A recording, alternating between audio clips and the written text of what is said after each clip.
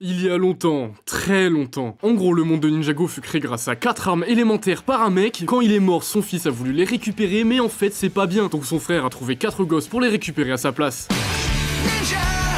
Lui, c'est Sensei Wu, un papy bien relou qui branle rien de ses journées à part casser les couilles en coupant la plaie à ses ninjas et à lâcher des citations bien nulles. Il ne faut jamais remettre au lendemain ce qu'on peut faire le jour même. Bon, il nous explique que le méchant Lord Garmadon peut revenir à tout moment et que du coup, faut s'entraîner dur pour l'affronter le jour où il reviendra.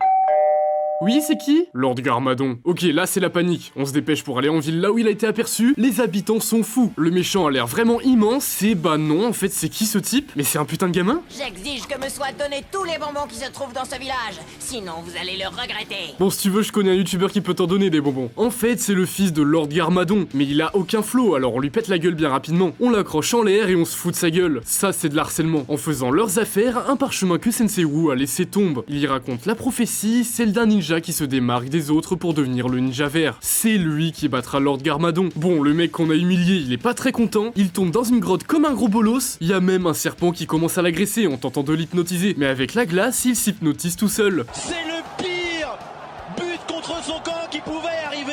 Désormais, le gamin est le maître de l'armée des serpents. De retour chez eux, les ninjas veulent s'entraîner en utilisant leurs armes spéciales pour savoir qui a été l'élu et qui deviendra le ninja vert. Kai contre Jay, boum, boule de feu, Cole versus Zane, glace, puis en fait je te maîtrise, et après au combat final, Kai fait totalement brûler la baraque avec son arme. Bon, pour une fois que Wu est utile dans sa vie, il éteint le feu. Mais par contre, le petit con il veut pas lâcher l'affaire avec ses bonbons. Il revient dans le village avec son armée de serpents en hypnotisant tous les habitants pour des bonbons. Bon, on y retourne, on lui pète la gueule une bonne fois pour toutes et on sauve tout le monde. Mais... Oh non, pas ça. un des serpents a réussi à avoir le contrôle de Cole. Boum, cliffhanger de malade. Épisode 2. Zane, c'est quand même un gars bien chelou, hein. Pendant l'entraînement, il se rend même pas compte de la présence des autres. Le frérot vient se recoiffer au calme pendant qu'on chie à côté. Il rigole quand il y a une scène triste dans un film. Et il mange dans le frigo. Bon, faut appeler l'hôpital psychiatrique là. Bref, le postier arrive, il a du courrier pour tout le monde, sauf pour Zane. En fait, c'est juste qu'il ne se souvient plus de ses darons. Il est orphelin depuis la naissance. Et comme si ça se visait pas, on se fout de sa gueule parce qu'il porte un tablier pour cuisiner. Bon, lui ça le saoule, il sort les poubelles et il rencontre un faucon qu'il décide de suivre. Il l'emmène dans la forêt et il découvre une tour géante. Parce que oui, quand on était petit, on faisait des cabanes avec des couettes. Et bah lui, il a décidé de faire pareil avec une armée de serpents entière. Il prévient les autres ninjas et ils se rendent là-bas. Il commence à s'affronter avec les serpents, tente de détruire la tour, mais Cole se retourne contre eux. Le serpent le contrôle toujours, alors on s'allie contre lui, mais attends, y a Wu qui vient les sauver. Le frérot, en faisant de la flûte, il retire la malédiction de Cole et ils se sauvent tous ensemble. Sauf que les serpents ont totalement détruit leur maison. Il ne reste plus rien. Du coup, tout le monde embrouille Zane. Si t'avais pas suivi ce stupide oiseau, rien de tout ça ne serait arrivé. Et il se casse. Mais en fait non, puisqu'il a trouvé une nouvelle maison. De retour dans leur grotte, les serpents se battent pour savoir qui doit récupérer le sceptre. Le nouveau possesseur du sceptre devient le nouveau chef des serpents et vire le gamin de l'armée. Épisode 3. Nouvelle journée, c'est super, et hop, le vieux schnock qui réveille tout le monde comme un gros relou. Déjà qu'ils ont pas pu passer une bonne nuit de sommeil sur des matelas en bois, que l'eau pour se brosser les dents c'est de la poussière et que le parquet s'effondre, ils vont devoir réparer la baraque pendant que le vieux se casse. Bon, c'est rapide, hop, ça utilise les pouvoirs pour refaire totalement le QG de ninja. C'est là que les parents de G débarquent pour rendre visite. Sauf qu'ils ont un seul but, c'est de se foutre de sa gueule. Oh, si tu as aimé cette histoire,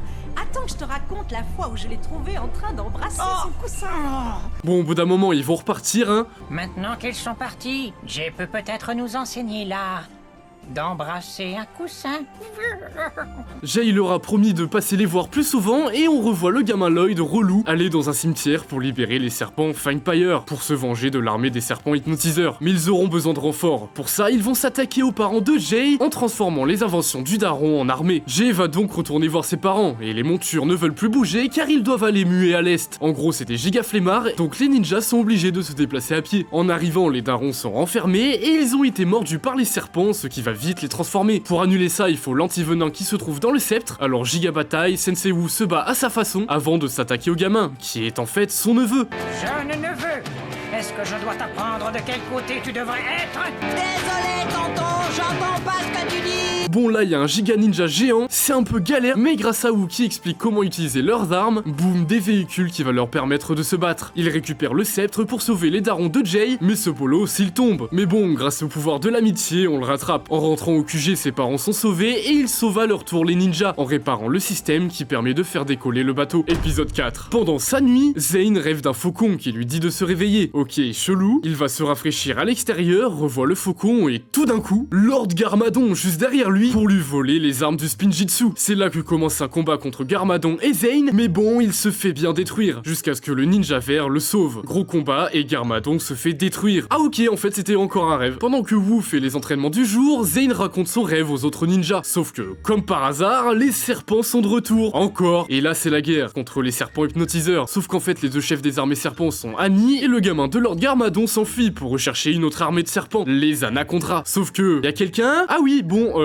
y en a qu'un seul et pour le remercier de le sortir d'ici, il fera tout ce qu'il veut. Attends, donc manger des glaces, faire chier des gosses et voler des bonbons, c'est ça leur délire? Bon bah du coup ils deviennent amis, hein. Lloyd explique qu'il a été viré de son école de méchants et le serpent lui propose alors de se venger d'eux. Et qu'au passage, ça ramènera aussi les ninjas pour régler leur compte. Mais pour ça, il faut bien se reposer. Oh ça sent la douille. Hop, une alerte, Lloyd a envahi l'internat des mauvais garçons et il a mis des pièges de partout. Ok, alors ça c'est de l'arrivée. Il détache les gosses, les squelettes et part pour botter le cul à Lloyd. Sauf que là, boum, le serpent vole le plan du gamin puis se casse. Il est encerclé et le ramène sur le bateau. Sensei Wu lui raconte une histoire et s'endort tranquillement au lieu de juste lui botter le cul. Attends, donc ce gosse va devenir leur pote là? Épisode 5. Pendant que Lloyd casse les pieds à répandre des rumeurs pour foutre le sbeul entre les ninjas, le serpent Anaconda Pitor, qui a volé le plan à Lloyd, est en route pour ouvrir les deux derniers tombeaux de serpents. Le groupe se sépare pour aller au tombeau pour se battre contre eux. Cole et Zane gravissent la montagne et se retrouvent dans le tombeau. Ils découvrent que les 4 armées de serpents étaient autrefois en guerre, sauf qu'une fois rassemblés, ils pourront trouver les 4 lames sacrées qui libéreront le grand dévoreur, un être maléfique qui plongera le monde de Ninjago dans les ténèbres. Sauf que là, un serpent apparaît et grâce à la flûte de Wu qu'on leur a donnée, ils réussissent à neutraliser le serpent. Kai et Jay se retrouvent eux dans un marais bien toxique. Kai se retrouve nez à nez devant un serpent qui l'empoisonne et se fait encercler par plein de serpents qui vont lui donner des hallucinations. Cole et Zane arrivent en renfort, le serpent Anaconda récupère la flûte pour éviter qu'on le neutralise. Et ils sont maintenant bloqués sur une bûche qui se désintègre avec le marais toxique. Et là, une corde vient les sauver, boum, mecha, oh mais c'est un animé le truc! C'est qui ce type là? Il endort les ninjas et se casse, bah dis pas au revoir hein. Wu récupère les ninjas et leur explique que c'est un samouraï, le titre de guerrier le plus élevé. Sauf que là, il y a une alerte, les serpents sont à Ninjago City et il ne faut absolument pas que les serpents se réunissent. Transformation et ah ouais, ça c'est la ville, on change complètement de dimension là. Les serpents se réunissent dans un petit coin et écoutent le serpent Anaconda qui tente de les convaincre de se venger des gens qui les ont enfermés dans les tombes. Les ninjas se font attraper à part Zane qui tente de s'enfuir. Grâce à son nouveau costume rose fait par Lloyd, il réussit à se camoufler. Il revient pour se battre, libère les autres ninjas et s'enfuit. Conclusion, les tribus ne se sont pas rassemblées. Épisode 6. Le serpent hypnotiseur Scale et l'Anaconda continuent de tenter un nouveau plan pour réunir les tribus. C'est là que l'Anaconda trouve un endroit en plein milieu du désert, la cité perdue d'Ouroboros. Pendant ce temps, le facteur qui galère un peu à arriver jusqu'au bateau vient livrer des nouveaux uniformes pour les ninjas. Et puis à ce moment-là, une alerte informe les ninjas que certains serpents foutent la terreur dans un parc d'attractions.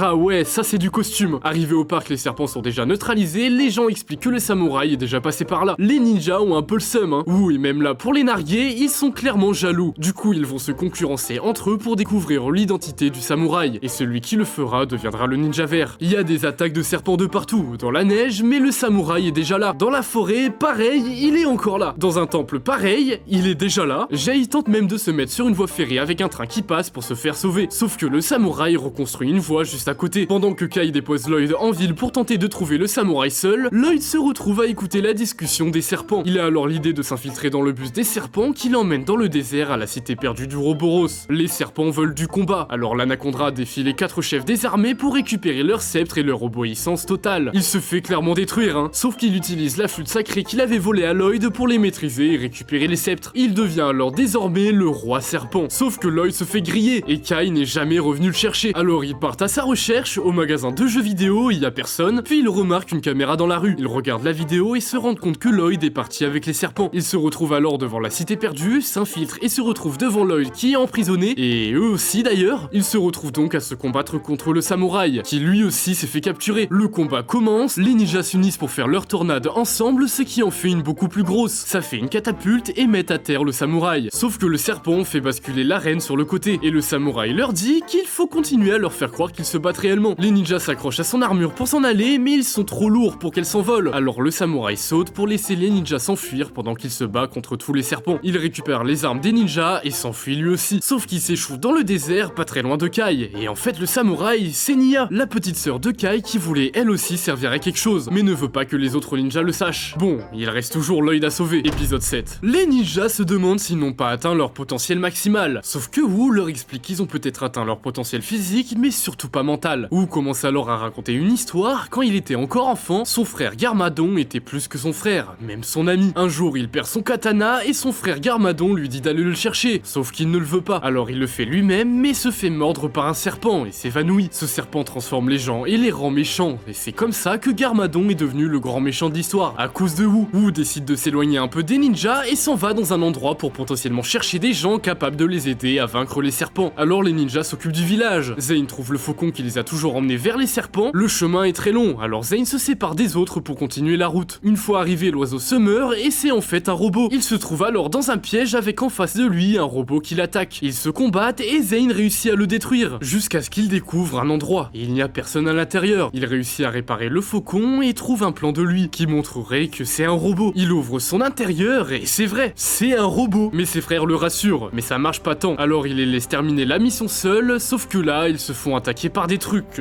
bizarres. On est dans les backrooms ou... On sait pas ce que c'est, mais bon, c'est bien dégueulasse comme truc. Zane découvre qu'il peut activer un bouton de mémoire, et c'est là qu'il découvre tout son passé, de comment il a appris à marcher, à cuisiner avec son maître, jusqu'au jour où il meurt et désactive sa mémoire pour qu'il puisse sauver le monde après sa mort. Ça lui redonne confiance et retourne aider ses frères ninja. Boum, pouvoir de l'amitié, et il réussira à battre tous les monstres, dont même la reine des monstres. Zane utilise une technique qui prouve qu'il a atteint son vrai potentiel et gèle le monstre. Les serpents, eux, veulent libérer le grand dévoreur, et pour ça, ils doivent savoir où il se trouve. Et avec le venin dans les sceptres, il réussit à avoir une carte pour savoir où se trouvent les lames sacrées. Wu, lui, se téléporte dans une brèche et se retrouve dans un nouvel endroit, une sorte de dimension des ténèbres avec Garmadon en face de lui. Épisode 8. Nya fait un cours sur les serpents. Elle explique qu'on n'a plus besoin d'antivenin pour guérir des serpents, mais de réussir à augmenter ses battements de cœur. À la fin de son cours, Jay propose un date à Nya avec un parfum de l'enfer. Dans sa danse pour fêter ça, il touche sans faire exprès une carcasse d'un serpent qui fera couler du venin par terre, ce qui transformera une mouche en mouche serpent. Mais lui aussi. Wu, lui, toujours devant Garmadon. Il commence à se battre, mais Wu se fait encercler par plusieurs créatures debout. Il réussit à expliquer à Garmadon que son fils est en danger, alors il se calme et tente de trouver un moyen de s'en aller de ce monde des ténèbres pour le sauver. Les serpents, eux, sont dans le parc d'attractions des méga monstres pour trouver l'une des 4 lames pour libérer le grand dévoreur. Mais ça ne plaît pas trop à Jay qui avait tout prévu pour son regard avec Nya. Mais il a une idée, il va plutôt lui proposer de faire son date au parc d'attractions. Ah bah là mon gars, tu vas pas du tout la pécho. D'un coup, il se sent pas bien. Il va vite aux toilettes et se rend compte qu'il devient un serpent. Les serpents dans le parc d'attractions contaminent de leur venin les gens qui sont dedans. Alors les ninjas s'y rendent, ainsi que Nya qui prend son armure exosquelette. Les serpents viennent de trouver la première lame. Zane tente de libérer son plein potentiel, mais gèle tout le monde comme un gros bolos. Du coup, les serpents peuvent s'enfuir, c'était sans compter Nya qui flex complètement sur le grand 8 qui récupère la lame, mais les serpents arrivent à l'abattre et veulent découvrir son identité. Jay ressort des toilettes et veut retrouver Nya, et tombe nez à nez devant les serpents avec la lame, ainsi que Nya qui est bloquée dans le grand 8. Dessus, Nya lui avoue que c'est elle le samouraï, et lui fait un bisou, ce qui l'aide à redevenir un humain, avec les battements de son cœur, mais aussi à dévoiler son vrai potentiel. Il réussit donc à sauver Nya du piège dans le grand 8, et les autres ninjas découvrent eux aussi l'identité du samouraï. Pendant ce temps, Sensei Wu et Garmadon se trouvent devant une grande montagne horrible pour retourner à Ninjago, mais... Épisode 9. Les serpents sont maintenant dans un temple du désert, et on voit Lloyd dans un trou aller chercher la lame sacrée, sauf que c'est un temple piégé, alors ils les activent tous et se retrouvent enfin devant la lame, sauf que, en fait,